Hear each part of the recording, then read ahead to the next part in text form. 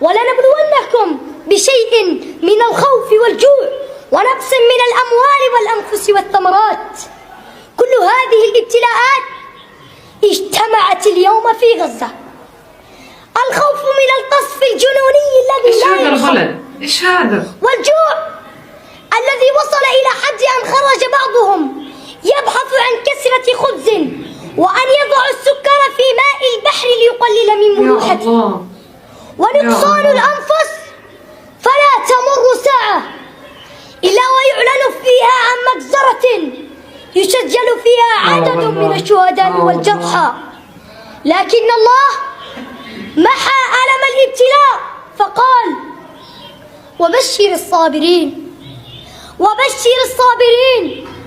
كيف لا يصبرون بعد أن رأوا ثمرة صبرهم؟ أن مكنهم الله من رقاب وعتاد اليهود الغاصبين. كيف لا يصبرون وهم يجدون ريحة المسك تفوح من شهدائهم؟ والله. ثم تأملوا الآية التي تليها وهي تصف حالة تقبلهم للبلاء وصفة صبرهم على الفقد. قال الله تعالى: الذين إذا أصابتهم مصيبة قالوا إنا لله وإنا إليه راجعون.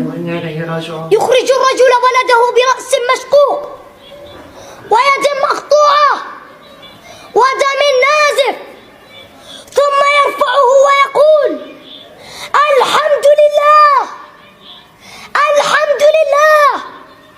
هل رضيت يا رب؟ هل رضيت يا رب؟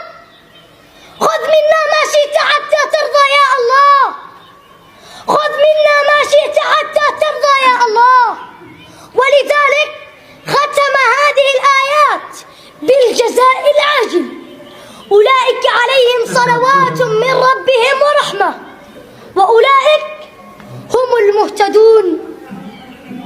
وأولئك هم المهتدون. وما صبر أبناء غزة الذي أبهر العالم كاملا إلا نتيجة الارتباط بالصلاة والتربية في المساجد وحفظ القرآن الكريم. غزة انتصار لا انكسار. انتصروا يوم قرر العالم إخراجهم من أرضهم، فقالوا: لن نخرج إلا إلى الجنة، لن نخرج إلا إلى الجنة.